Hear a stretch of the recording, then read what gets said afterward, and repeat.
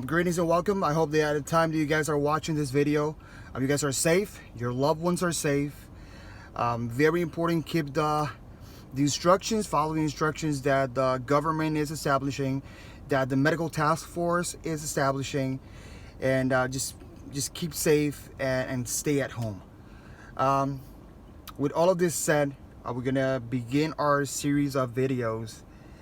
They're going to be available on my YouTube channel, Mr. Gonzalez Literature. And today we're going to start off with the first part. I'm going to divide it in parts because it's easier to grasp and to understand the material if the material is divided into sections. Very important. The play that we're gonna begin reading, in this case the ones who have read it already or have begun browsing through the early stages of that play, is going to be Oedipus Rex. And the playwright of this text is none other than Sophocles. Very important to grab a sheet of paper. You could grab the sheet of paper for the annotations and start making annotations about this play. Doubts that may arise from the play, it's important that you guys annotate those doubts. And probably you could go back to this video and answer some of those doubts. Very important. This is a communication strategy, and in this case, this is called or organized as a asynchronic communication. In asynchronic communication, there's two types of communication. Number one, we have the synchronic communication, and that communication, we're going to do it in real time. For example, if this will be in synchronic communication, I would have been doing a video. In this case, it will be through Skype or Zoom, and at the time that I'm speaking, you guys will pop out in the screen, and I can see you guys, and you could see and listen to what I'm explaining. In this case, it will be an asynchronic communication because I'm gonna upload this video on YouTube. Therefore, you could go back to the video as much as you want, and pause, annotate, and then go back to the video, and then go back to the beginning of the video. That's the beauty of asynchronic communication. If you ask me which one will I prefer, if we are in a first meeting where I want to set, for example, at the beginning of the year, that I want to set the thing straight, and I want a more direct communication, and that the message is transmitted direct and quicker, I will use the synchronic communication and a Zoom platform or Skype platform. In this case, since I'm going to give a lecture on the play Oedipus, what I wanted for you guys at any time of the day to go back and browse through the video. So with this said, very important, I want you guys, there's a humongous gap in between Sophocles and Shakespeare. It's humongous. Therefore, there's a gap between Oedipus and in between Macbeth or Hamlet or any play of Shakespeare. So that's important to know before we begin. Also, I want you guys, as you annotate, to keep in mind the comparison of both playwrights. The structure, not of the person per se. I'm looking for the comparison in the structure of the play. Now, very important, when we compare, what do? We look for the similarities, yes, but we also look for the differences. There's a huge mistake comparing contrasts, and a lot of scholars have committed that mistake, comparing contrast. The only thing that you have to do is just compare. By comparing, automatically you're gonna give the similarities and the differences. So in this case, I just want you to compare because you're gonna do both things. Another thing that's important, you can look at the length of the plays. the division of the acts. We know something that is very common about Shakespeare. Every single play from Shakespeare, every single play will have how many acts? 5. The scenes, they don't matter. Act number 1 could have 3. Act number 2 could have 7. In another play, Act 1 could have 8, and Act 2 could have 2. So the scenes will vary, and so therefore the division is act, scene, line. In the play, you use the term line. You don't use the term verse, because the term verse will be used in a poem. In the poem, we have the stanza, and on each stanza, we're going to have a set of verses. In the plays, it's completely different. A lot of people call the Shakespeare and call Sophocles an author. In this case, they're not authors. They are playwrights, because they are not sitting down and writing. Well, in the case of Shakespeare, we could consider Shakespeare an author and also a playwright. Why? Because in the difference with Sophocles is that Shakespeare, indeed, he wrote plays. By the way, and as we discussed in the background of Shakespeare, it's not known at the beginning to be a playwright. Shakespeare is known for being a poet. The main purpose of Shakespeare was to be a poet.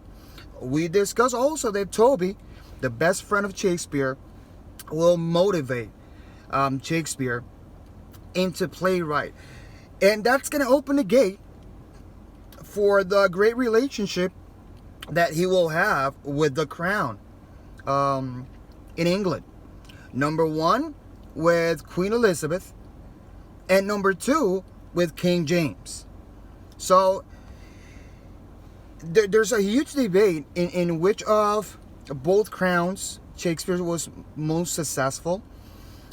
Shakespeare was known as an Elizabethan because the majority of his plays, or the beginning, the early stages of his career as a playwright, he began that through the reign of Elizabeth. But he made the most bank, the most money with King James. Now, with all this said, that's important for you guys to know when you're looking for the comparisons here. Very important that you go to the early stages, that first or second or third page of the play. Remember that the book company that we have only included in the book a fragment of the play. I don't do nothing with a fragment. I don't do nothing with you guys knowing a fragment of the play. I want you guys to know the whole play, to understand why Sophocles wrote the way he wrote, and the differences, things that Sophocles will do that probably Shakespeare will do, and things that Sophocles will do that Shakespeare just threw it to the trash and did not follow those footsteps. So that's important. Very important to look at the characters. It's important to understand the characters before we read a play. It's not the same as a novel. It's not the same as a poem, because the poem, the novel will take you through. The poem is shorter, so the grasping of the characters, it's easier. But in the case of the novel, we're gonna have the character, and we're gonna have a description of the character.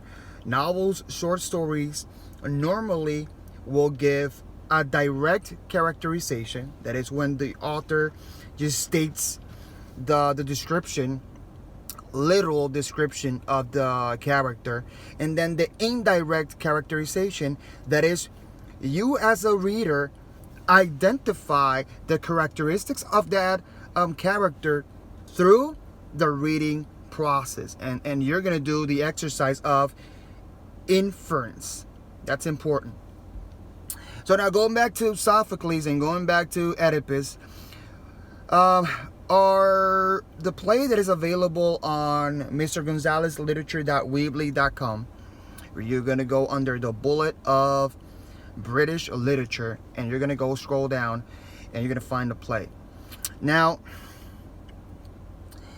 the play, you're gonna see that it will begin, ironically, it's gonna begin with a plague that has stricken Thebes, the city of Thebes. I don't want to start there. So what we're gonna do is, I want to take you guys to the party. And the party of Oedipus, there was a get. And in that get, Oedipus, they're gonna invite Oedipus. Very important, when you have an opportunity, look for the definition of Oedipus. Like, why the name Oedipus just pop out, and that's going to be very important for you guys to know. So going back to the get, there was a get and they invited Oedipus. So Oedipus it's a high school get. So basically, like you guys, Oedipus was a senior, and they're going to invite Oedipus to a party. And he's gonna go there. He's gonna have a blast. He's gonna have a wonderful time in the get, and a lot of music in the get. A lot of beverages in the get. So Oedipus is gonna have a great time. All of a sudden, there's gonna be a guy that is gonna be kind of a drunk.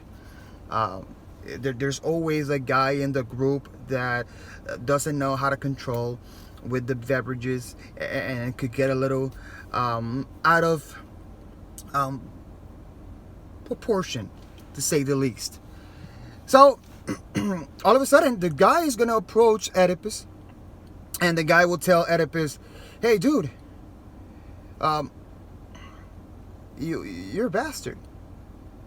And Oedipus is gonna be like, "What the hell are you talking about? A bastard?" "Yeah, your mom and your dad are not your mom and your dad." And he's like, "What the hell are you saying?" "Yeah, you're a bastard. You should dig into that information. But you're not their son." And the guy leaves. Oedipus at the moment is like, ah. All of a sudden, you're going to see an Oedipus that's going to start thinking about this scenario. He will start thinking about what the guy at the party said. And he's going to go home thinking about that. And he will question his mom and dad. By the way, Oedipus at this moment is in Corinth. The mother's name is Merope, and the dad's name is Polybus. So Polybus and Merope, mom and dad of Oedipus. He will question Merope and Polybus. They will deny it. They're like, "What the heck is wrong? We're your parents." Oedipus, it's not going to stay with this idea. So Oedipus was going to go to an oracle. Very important. The oracle is a humongous instrument in Greek plays. So the oracle, he's going to ask the oracle for all of these doubts that he is having. Same thing that you guys are going to do with this video. This video is going to be your oracle. Every time that you have doubts, you're going to go to the video. This is your oracle, the video. And where's your oracle located? Mr. Gonzalez Literature in YouTube. So that's important. So going back to the oracle in Oedipus.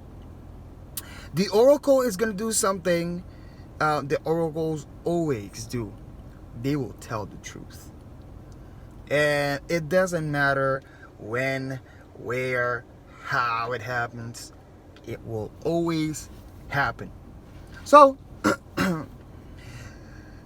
the oracle will reveal to Oedipus that indeed Merope and Polybus are not his parents. Oedipus is gonna say like, "What the heck?" Oedipus will go home, and at 3 a.m. he will go to the garage. He will grab the keys of his car. Brand new car. Remember, he's a senior. So he goes to school in his car. And he's going to go in his car, and he's going to leave his parents' house, and he's going to drive and drive and drive and drive and drive and drive. And he's going to see a sign that says, Thebes, next exit. He's going to go through that exit. And he's going to arrive at Thebes. And at Thebes, he's going to see a humongous line of cars. And he's like, what the heck is happening here? A huge traffic. Traffic's not moving. And he's there 1 hour, 2 hours, and the traffic does not move. So Oedipus is like, what the hell? Oedipus will get out of the car, and he will walk through all the cars, and he will get to the entrance of the area where the queen is there. And he's going to say, what the heck is happening? That entrance is blocked. And it's blocked by a sphinx. The sphinx is asking for a question. No one has been, not a question, it's a riddle. No one has been capable of deciphering the riddle. So Oedipus will be the one who will decipher the riddle. By deciphering the riddle, Oedipus will have the opportunity to not only take out the sphinx, the city of Thebes will be eternally thankful for Oedipus, for what he has done. The plague, very important, the plague and the sphinx are not the same. The sphinx is one thing and the plague is other. The plague will come later on. So the sphinx, he takes the sphinx out, and he will gain the trust of his people, because they will become his people, because they will name Oedipus King of Thebes. The Queen of Thebes is Jocasta.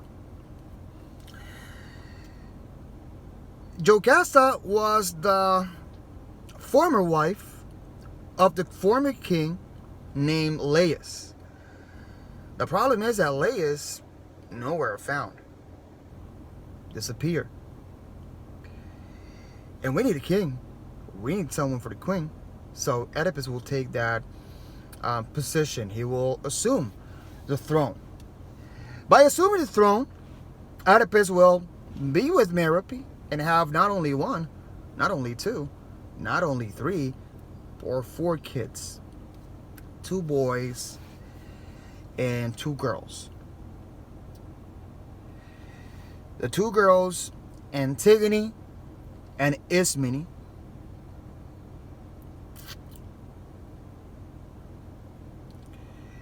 and the boys are Eteocles and Polynices. Those are the boys. Eteocles, Polynices, Antigone, Ismene. They're going to be seen in the play Antigone. That is going to be the continuation of this trilogy from Sophocles, and that we're going to read in class also. In this case, we're going to cover it the same way we're covering Oedipus. So going back to the story of Oedipus. So Oedipus will become king. Very important, the gap difference. Oedipus is 18, he's a senior. And Jocasta is 38. So the difference is 20 years. So they're going to have 4 kids, and Oedipus will rule through all of those years. And 3 things that are important. We discussed before that a leader must have 3 things: logos, ethos, pathos.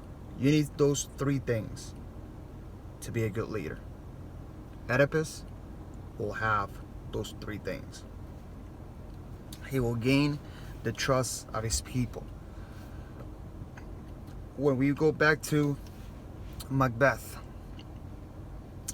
this is important. If you have a tragic hero, that is Oedipus, we need to compare him to previous tragic heroes that we have covered. We have to compare him with Hamlet, we have to compare with Macbeth, and we have to compare him to Beowulf. He's going to have characteristics from Beowulf, he's going to have characteristics from Hamlet, and he will also have characteristics from Macbeth. Now, remember, when we go back to The Morals of the Prince by Niccolo Machiavelli,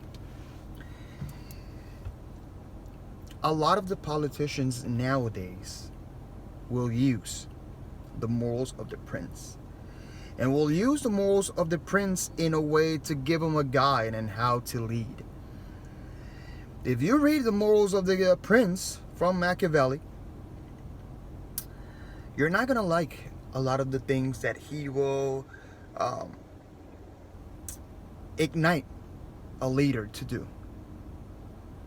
So in this case, we have to pay attention to see if Oedipus will use some of the strategies given by Niccolo Machiavelli in his work, in his text, The Morals of the Prince, that is an essay. Now, going back to the problematic that we're going to have, all of a sudden, we're going to have a plague. And that plague will strike Thebes. Oedipus will go to the front of his people and will speak to the people. This guy is a transparent guy.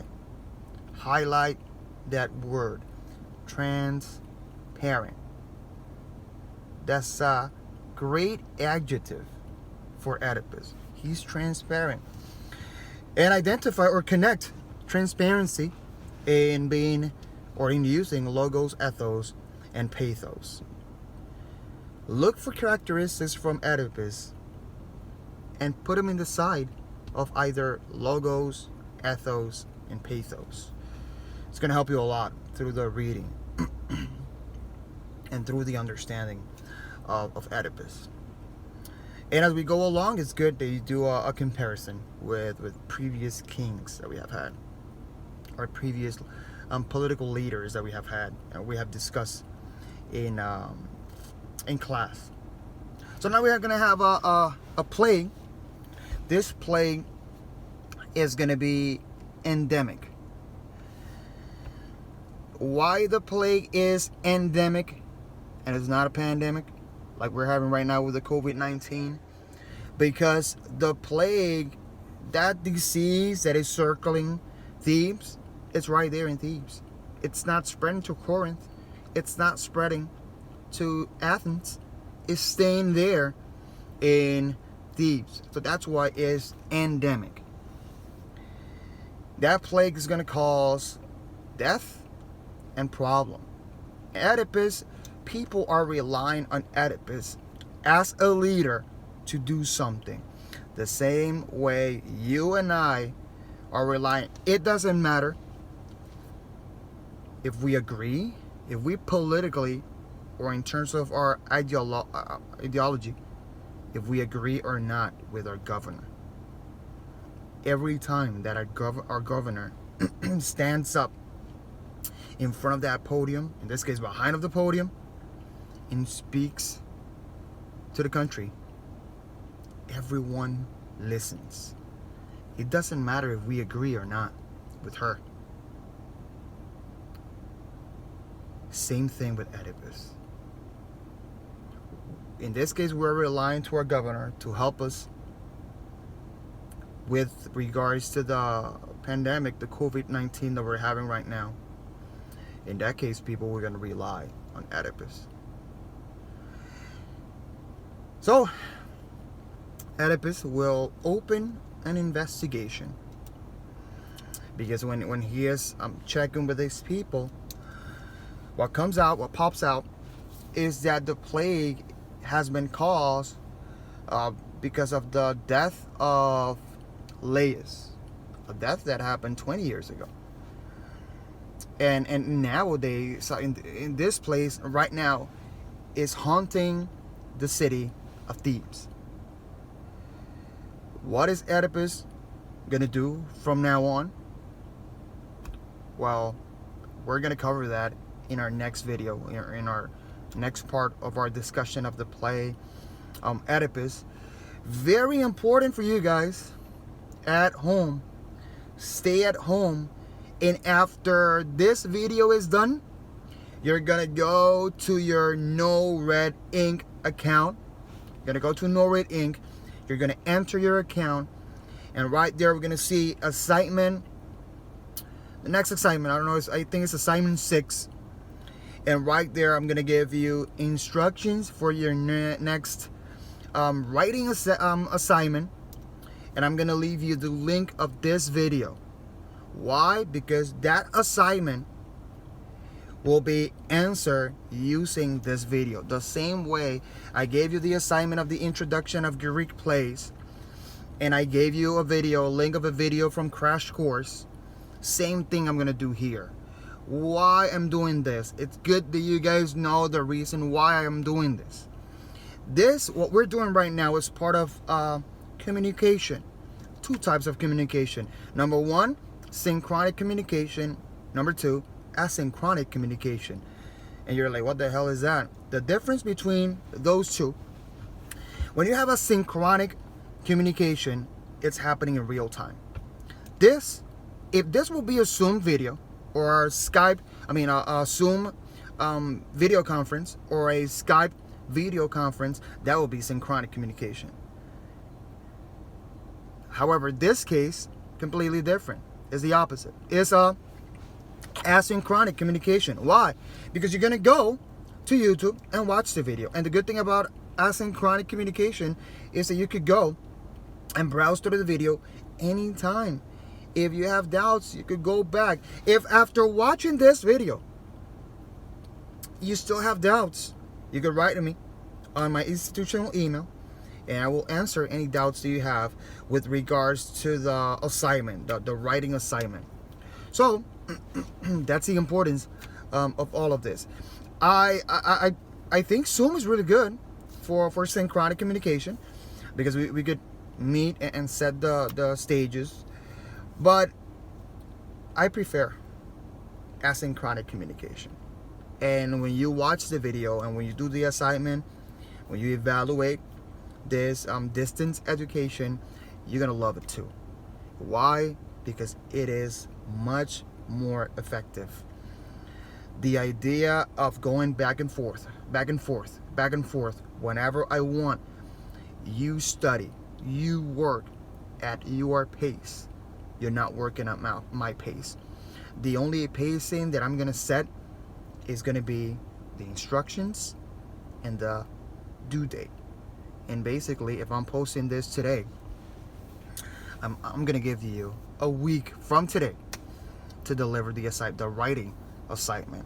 When I give you the next video, I'm gonna do the same thing. I'm gonna give you another week from the posting of that second video, and on and on and on. So I hope, I really hope that this video from Oedipus Rex was helpful for you guys to understand what's happening. Very important. What's happening in Oedipus, we could connect that to what's happening right now to us, to this pandemic that is just spreading throughout the world. Very important. As much as the events are alike, history will never repeat itself. The mistakes that we made as human beings, that could be repeated. But history doesn't repeat. Number 1, the timeline is not the same. The situation is not the same. The people are not the same. Technology has made its evolution. Health Therefore, there's no way for history to repeat. Whoever tells you that history repeats itself, they're just lying to you. And you need to wake up and smell the coffee. I hope that you love this video. Any doubts that you guys have, just write to me on my email, and I'm gonna be more than happy to answer them. Stay safe, and most of all, stay at home. See you guys, and stay tuned for the next video. Thank you.